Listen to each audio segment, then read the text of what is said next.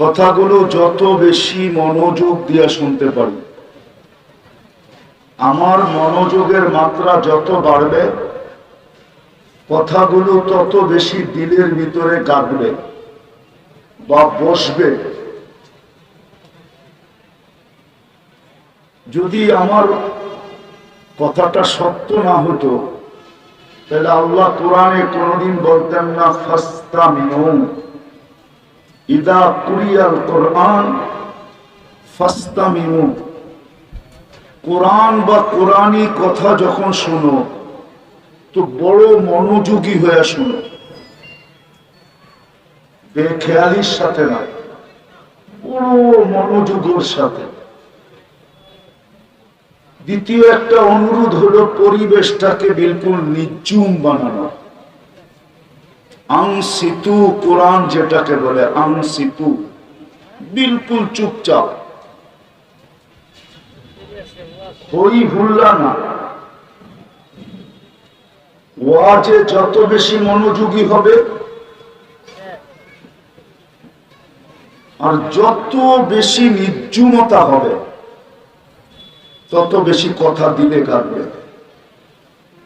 আর এটা আল্লাহর অঙ্গীকার, লাআল্লাকুম তুরহামুন। আজকে ওয়াজ তো হয়, আওয়াজ কমাও, আওয়াজ।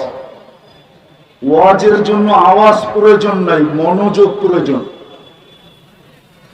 কনসাল্টের জন্য আওয়াজ প্রয়োজন, ওইখানে মানুষ আওয়াজ দেখে আর কিছু দেখে না, আওয়াজ আর অঙ্গি ভঙ্গি দেখে।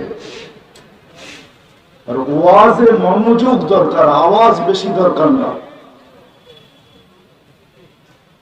আওয়াজ যত মধুর মিঠা হবে, তত বেশি কথা দিলের ভিতরে ঢুকবে। বিদায় এই দুটা অনুরোধ আপনাদের কাছে রইল। ইনশাআল্লাহ পুরা হবে তো?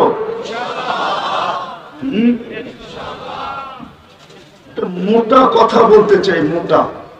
আমার কথা লম্বা হবে না, হয়তো 15-20 মিনিট হবে। এজন্য খুব মনোযোগ দিয়ে শুনতে হবে, কেননা দীর্ঘ কথায় আমি বিশ্বাসী না। কেননা মানুষের মেমোরি এখন আর মানুষের কাছে নাই। আমাদের মেমোরি এখন চলে গেছে প্রযুক্তির ভিতরে।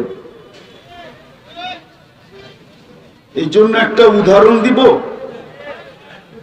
এইখানে কোন ছেলে দাঁড়ায়া, স্কুল হোক, কলেজ হোক, ইউনিভার্সিটি হোক, ও 17 নম্বরের নামটা আমাকে শোনাইতে পারবে না। চ্যালেঞ্জ, 17-এর নামটা শোনাইতে পারবে না। ও বললেই ক্যালকুলেটর নিয়ে প্রথমে পূরণ করবে, তারপরে শোনাবে, মুখস্থ পারবে না। অথচ এই বুড়া করে জিজ্ঞেস করেন, যারা ক্লাস 5 পর্যন্ত পড়ছে, ওরা 25-এর নামটা মুখস্থ করতে হয়েছে। জিজ্ঞেস করেন, মনে হয় উনিরা করে নাই। 25-এর পর্যন্ত নামটা মুখস্থ করতে হয়েছে, নাইলে বেতের বাড়ি খবর ছিল, ঠিক না? আজকের পোলাপান 8-এর নামটা জানে না। প্রযুক্তিতে চলে গেছে ক্যালকুলেটর। আগে বড় বড় মুদি দোকানে হিসাব হতো, চোতা লিখতো, তারপরে মুখে মুখে হিসাব করত। এখন সব ক্যালকুলেটর। বোঝা গেল আমাদের ব্রেন প্রযুক্তিতে চলে গেছে, ছোট হয়ে গেছে। এই জন্য কথা লম্বা বললে মনে থাকবে না, এই জন্য থাকেও না। ওয়াজ শুনে বটে, কিন্তু মাঠের বাহিরে নেওয়া যায় না। কেননা উঠতে দেরি, ওর মন থেকে বলতে দেরি করে না। এই জন্য কথা কিন্তু শর্ট হবে, খুব মনোযোগ দিয়ে শুনতে হবে। আর সুর তো হবেই না, কেননা আমার কাছে সুর নাই, কোত্থেকে দিব? আমি যেটা বুঝাইতে চাইতেছিলাম, মোটা কথা কিন্তু ভালো মতে মনে রাখেন। যাকে আল্লাহ সদ ইচ্ছায় মুসলমানের ঘরে অস্তিত্ব দিয়েছেন, মুসলমানের ঘরে আপনার অস্তিত্ব কার ইচ্ছায়? আপনার ইচ্ছায়? কার ইচ্ছায়? কার পছন্দে? Car selection? কে আপনাকে মুসলমানের ঘরে নির্বাচিত করলো? দুনিয়ার নীতি আছে, নিয়ে যাইতেছি আমি, যাকে আল্লাহ মুসলমানের ঘরে অস্তিত্ব দিলেন। আছে দুনিয়াতে নীতি আছে। অনেক সময় কেউ কিছু পছন্দ করে ফেললে বলার কিছু থাকে না। পছন্দ যদি একবার করে ফেলে তাইলে ওইখানে বলার আর কিছু থাকে না। এরকম কিছু দুনিয়াতে আছে না নাই? আছে। জানেন, দোকানে যায় বললো এটা আমার পছন্দ হয়েছে, রাখ। মালিকও বলবো রাইখা দে। এটুক দিয়া যদি মন ভরে তাইলে ভালো। আর যদি কিছু বললাম, হতে পারে কতক্ষণ পরে বিরাট একটা লিস্টি পাঠায় দিবে আর আমি পুরা উঠায় দিতে বাধ্য হব। আছে এরকম না নাই? না মনে হয় বোঝেন না আপনারা? আছে। প্রত্যেক এলাকায় এরকম কিছু লোক আছে। কখনো পছন্দ হয়ে গেলে আর করার কিছু। আপনাকে পছন্দ করছে মুসলমান হিসাবে কে? কে নির্বাচিত করছে? কে চয়েস করছে? মনে থাকবে তো এটা? মুসলমান হিসাবে কে চয়েস করছে? আরে ভালো মতে বলেন। আল্লাহ বললে গুনাহ হবে না, প্রত্যেকবারে 40 নেকি পাবেন। 40 নেকি। যতবার আল্লাহ বলবেন অতবার কত নেকি? কত? মনে হয় কম মনে হইল, ঠিক না? হ্যাঁ, এই উম্মত তো 1 নেকি দিয়া জান্নাতে যাবে, আপনার কাছে তো 40টা আছে। 100 বার বললে কতবার হয় জানেন? কত? কয় হাজার নেকি হয়? 4100 বার আল্লাহ বললে। বলে তো না, বলেন। এখানে তো একজন কয়জন হবে যে ডেলি 200 বার আল্লাহ বলে? কোন যুবকও তো নাই, কোন বৃদ্ধও তো নাই।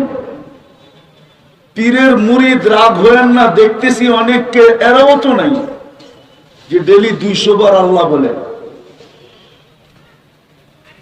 তো ভালো মতে মনে রাখেন, যাকে আল্লাহ সৎ ইচ্ছায় নিজের পছন্দে নিজে চয়েস করা, যাকে আল্লাহ মুসলমানের ঘরে অস্তিত্ব দিলেন, শুধু এইখানেই শেষ না, শুধু মুসলমানের ঘরে অস্তিত্ব দেন নাই, সাথে সাথে সর্বশ্রেষ্ঠ নবীর উম্মত, যাকে আল্লাহ নিজের ইচ্ছায় বাছাই করা বানাইলেন। বাছাই করা। বাছাই বোঝেন কি? বাজারে গেলে বাইছা বাইছা কিনেন না? আল্লাহ আপনাকে আমাকে উম্মতে মুহাম্মদী বানাইছেন বাছাই করা। কুরআন বলে হুয়া জিতাবাকুম। আবার কবে বাছাই? মানব জাতির ভিতর থেকে সর্বপ্রথম আপনি আর আমি বাছাইকৃত। আপনাকে আমাকে বাছাই করার পরে আল্লাহ কাউকে বাছাই করেন নাই। শুধু গামলার ভিতরে ভরছেন আর এক এক নবীকে উঠায়া দিয়া দিচ্ছেন, লও তুমি এটা, লও তুমি এটা, লও তুমি এটা। এরকম নবী দুনিয়াতে আসছেন যে উনি ভাগে একজনও পান নাই। এই জন্য হাদিসে আছে, ইয়াতি ইয়াউমাল কিয়ামাতি নাবিয়্যুন, কিয়ামতের দিন এমন নবী আসবে, লাইসা মাহু আহাদ, একজন উম্মত নাই। কেন? ওনার ভাগে পড়ে নাই। সর্বপ্রথম আমরা বাছাইকৃত। আল্লাহ কুদরতি হাত দিয়া বাছাই করছেন, তারপরে মুকুট পড়াইছেন। কুনতুম খায়রা উম্মাহ, সর্বশ্রেষ্ঠ উম্মতের মুকুট আমাদের মাথায়, তাজ আমাদের মাথায় পড়ায় দিয়া আমাদেরকে রাইখা দিছেন, পাঠাইছেন যদিও সবার শেষে। বিদায় দুটা কথা স্মরণীয়, যে নিজেকে মুসলমান ভাবে, চাই সেটা মুখে স্বীকার করুক আর না করুক, যদি সরকারি গোপন ভাবে কাগজও লেখে, ওকেও বলতেছি আমি, আমাদের সমাজে কিছু লোক আছে যারা সচরাচর মুখে নিজেকে মুসলমান বলতে দ্বিধাবোধ করে। ওর চাইল চলনে বোঝা যায় না, কথাবার্তায় বোঝা যায় না, উঠা বসায় বোঝা যায় না, খাওয়া লাওয়ায় বোঝা যায় না, চলা ফিরায় বোঝা যায় না, কোথাও বোঝা যায় না সে মুসলমান। কিন্তু যেখানে সরকারি কাগজে লিখতে হয় যে তোমার ধর্ম কি, তুমি চুপে লেখা দিয়ে আসে আমার ধর্ম ইসলাম। এরকম ব্যক্তিও যদি হয়, তাকেও আমি বলতেছি, ভালো মতে বোঝেন। কিন্তু একটু আগেই উদাহরণ দিছি, দুনিয়ার কিছু ব্যক্তিত্ব এরকম আছে, কিছু এরকম জিনিস দুনিয়াতে আছে, একবার যদি পছন্দ করে ফেলে তাইলে ওইখানে বলার কিছু আর থাকে না, করার কিছু থাকে না, বলারও থাকে না, আর করারও কিছু কি, করারও কিছু থাকে না, বলারও কিছু থাকে না। আমি উদাহরণ দিতে চাইতেছি না, দিতে পারলে দিতে পারি। এরকম আমাদের সমাজে অহরহ ঘটতেছে, যে পছন্দ করে ফেলছে, এখন করার কিচ্ছু নাই। একটা ইঙ্গিত দিলাম, যা দাম ধরবে ওই দামে দলিল কইরা দিয়ে আসতে হবে। মনে হয় বোঝেন না? মনে হয় বুঝছেন? সত্য তো, সত্য আছে এরকম। তো যাকে আল্লাহ মুসলমানের ঘরে অস্তিত্ব দিলেন, উম্মতে মুহাম্মদী বানাইলেন, ওর জন্য দুই জিনিস ছাড়া কোনো গতি নাই। দুই জিনিস ছাড়া কোনো গতি নাই। চাই নারী হোক, চাই পুরুষ হোক, চাই যুবক হোক, চাই বৃদ্ধ হোক, চাই শিক্ষিত হোক, চাই অশিক্ষিত হোক, কারণ আপনাকে মুসলমানের ঘরে আল্লাহ অস্তিত্ব দিছে। আপনি আজকে যা বলেন আর না বলেন, যেদিন জন্ম নিয়েছিলেন ওই দিন আপনার কানে আযান আর একামত দেওয়া হয়েছিল, প্রমাণ করা হয়েছিল আপনি মুসলমানের ঘরে জন্ম নিয়েছেন। বিধায় আমার কথাটা লেখা রাখেন, আপনার জন্য দুই জিনিস ছাড়া কোনো গতি।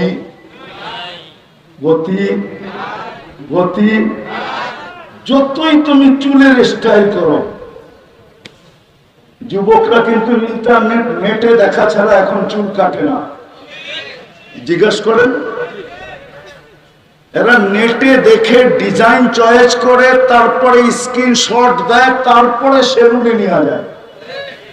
50 টাকার চুল ঈদের সময় 1000 টাকা দিয়ে কাটায় আসে, তারপরও 5-6 ঘন্টা বসা থেকে। কি সত্য তো না? যুবকরা মানতেছে না, গাড়ি না আটকায় দেয়, আবার ভাবতেছি পায়ে হাত রাখি, রাগ হয়েও না। সত্য তো? মা বোনদের যতই ফ্যাশন করুক, আজকে সব ফ্যাশন করতেছে, যতই ফ্যাশন করুক, যতই মুসলমান উন্নতি লাভ করুক, সারা দুনিয়ায় মুসলমান 70% সম্পদের মালিক বর্তমানে। 70% সারা টোটাল দুনিয়া সম্পদের ভিতরে 70% সম্পদ মুসলমানের কাছে। বিশ্বাস হয় না? হয় না বিশ্বাস? গুগলকে জিজ্ঞাসা করেন, গুগল আমার কথা সত্য বলে। 70% সম্পদ মুসলমানের কাছে। দুনিয়ার সবচেয়ে বড় টাকা মুসলমানদের কাছে। টাকা, কুয়েতের টাকার চেয়ে বড় কোনো টাকা দুনিয়াতে নাই। বাহরাইনের টাকার চেয়ে বড় কোনো টাকা দুনিয়াতে নাই। ওমানের টাকার চেয়ে বড় কোনো টাকা দুনিয়াতে নাই। ব্রুনাইয়ের টাকার চেয়ে বড় কোনো টাকা দুনিয়াতে নেই। ডলার, ইউরো, পাউন্ড সব ছোট। পুরান কাপড় দিয়া মুসলমানের বাড়িতে যত আলমারি আছে, যত আলমারি, খোদার কসম দুনিয়ার উন্নত বিশ্বের কারো বাড়িতে পুরান কাপড় দিয়ে এত আলমারি নেই। আমাকে চিনাইতে হবে না। মুসলমান যত দামি কাপড় পরে, দুনিয়ার কোন বড় লোক এত দামি কাপড় পরে না। যান যান যান, বেশি দূরে নিয়ে যাব না, কাছে নিয়ে যাব। বাংলাদেশের পত্রিকায় আসছিল, বাংলাদেশের কার জুতা বলে 20 লক্ষ টাকা, ঠিক না? জুতার দামই পায়ে দেয় না মাথায় দেয়? উচিত তো মাথায় দেওয়া, ঠিক না? বয়ে মনে হয় দেয় না, ঠিক না? যে মাথায় দিলে বলবে পাবনা নিয়ে যেতে হবে, ঠিক না? নাহলে জুতায় মাথায় দিল কেন, ঠিক না? নাইলে মনে হয় মাথায় দিত, ঠিক না? বাংলাদেশে নেটে সার্চ দিলে পাবেন টি শার্ট 1.5 লক্ষ, 2 লক্ষ, 2.5 লক্ষ টাকার টি শার্ট, 20 লাখ 25 লাখ টাকার লাডু গড়ি। মুসলমানের চেয়ে দামি জিনিস কেউ ব্যবহার করে না। যুবকরা যদি বিশ্বাস না করো, তোমার মোবাইলে যদি নেট থাকে, তাহলে তুমি দেখো বিল গেটসের একটা শার্টের দাম কত, নেটে দেওয়া আছে। ওর প্যান্টের দাম কত দেওয়া আছে, ওর জুতার দাম কত দেওয়া আছে। দেখো দেখো কয় টাকা দাম। আর বাংলাদেশে তুমি, আমি দেখায় দিব তোমাকে, শুধু গেঞ্জির দাম 60,000 টাকা। কি গেঞ্জির দাম? আমি বুঝানোর জন্য বলতেছি, কটাক্ষ করার জন্য না। 70% সম্পদ মুসলমানের কাছে। 200 কোটি মুসলমান, সবকিছু থাকা সত্ত্বেও আজকে মুসলমান সারা দুনিয়ায় নির্যাতিত কেন, ঘৃণিত কেন, অবহেলিত কেন, লাঞ্ছিত কেন, বঞ্চিত কেন, দীক্ষিত কেন, সবচেয়ে নিকৃষ্ট কেন? দোয়া তো 24 ঘন্টা হয়। এই রমজানের মতো হেরেমের কান্না মনে হয় হেরেম 200 বছরের ভিতরে দেখছে কিনা সন্দেহ আছে। এই গত রমজানে মক্কা মদিনাতে যে কান্না হয়েছে, কান্না 200 বছরে হেরেম ওই কান্না দেখে না। বলো, যারা রমজানে গেছে পুনরায় জিজ্ঞাসা করে, 200 বছরের ভিতরে হেরেম এরকম কান্না দেখে না, এরকম চোখের পানি দেখে নেয়। কবুল তো হইল না। হইলে তো ফিলিস্তিনে ডেলি 300 লাশ পড়তো না, ঈদ লাশ আর গুলির ভিতরে হইতো না। সামনের ঈদও কি হয় জানি না। হুজুররা তো ডেলি দোয়া করে মাদ্রাসা গুলাতে, কবুল হয় না কেন? কেন হয় না? আমি আসল জায়গায় চলে আসছি, কেননা আইয়ুবী সাহেব চলে আসছে, গাড়ি দেখা যাইতেছে। বিদায় কোন বক্তাকে বসায় আমি আমার ওয়াজ শোনাইতে রাজি না, ওনাকে বসায় রাখতে রাজি না। বিদায় আমি কথার শেষ জায়গায় চলে আসছি। কেন?